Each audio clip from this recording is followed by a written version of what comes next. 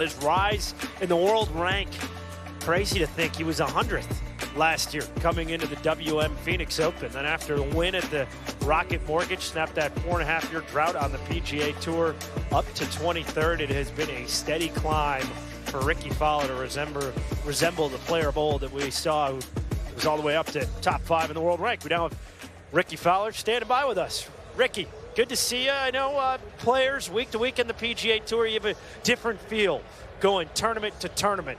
Different memories come to mind. What's it like for you being back at the WM Phoenix Open? This place is always fun for me to be back at. Played this event in 2009 as an AM. The Thunderbirds were gracious enough to give me a spot, and I haven't missed it since. So it's always a fun week. I've obviously, like you said, played well here. I've had some good memories, some highlights, getting the win in 2019. So a lot of good stuff has happened here. So excited to be back. Unfortunately, it's a little cooler and a little wet, what we're used to seeing, but still great to be here. Rickie, it's great to see you back playing some great golf and climbing up into the world ranks. Of course, it was well documented. You go back to Butch Harmon last year. I'm just curious, when we went back to Butch Harmon, maybe you went late in 2020 because you certainly started playing some great golf then. I'm not sure exactly when you went back. But when you went back, what were the first couple of things that Butch told you? And then how soon afterwards did you get the sense that, okay, this is it. I'm clicked. I'm headed in the right direction? Well, I mean, it still took a while to have belief in it, but it was nice to see some kind of immediate results. It was, I mean, stuff that I knew I needed to kind of work on and exaggerate, and with Butch's kind of guidance and saying more of this or not that. So a little bit of a team effort. I have to take some credit myself, but no, Butch he's obviously the best. He's a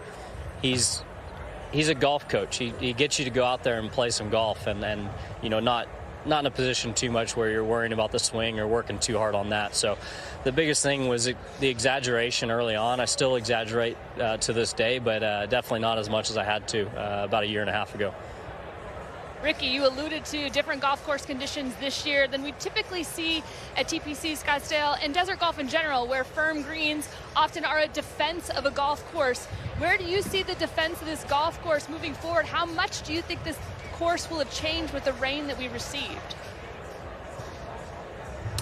Well, it'll be interesting to see tomorrow, because, I mean, we got out there for a couple holes today, but course is closed, prime was canceled, so really kind of have to wait until the morning, see how the course is playing, obviously through warm-up on the greens, chipping, putting, stuff like that, and then get a feel of those first few holes. But a lot of it's going to be dictated by if we get much more rain throughout the next couple days, and how much wind there may or may not be. It's a little breezy right now, but if we get calm conditions and kind of the golf course stays soft, it'll be very scoreable. So yeah, we just kind of have to wait and see. I think everyone's kind of in a similar boat. Like I said, the golf course closed, so not a whole lot to do other than hit some balls and rest up for tomorrow. Rickie, I don't know if you were able to hear the interview shortly before you came on, but Schoolboy Q was on the tee talking about the 16th tee here, waiting to hit, talking about how he thought this was the best version of golf. When you look at what transpires out here, when you look at the enormous success and popularity of, say, Good on YouTube or Barstool, what do you think it is that these different social media groups and this particular tournament have tapped into as it relates to the game of golf? Well, I mean, when you look at this event specifically, there's probably a majority of people that don't even know there's a golf tournament going on.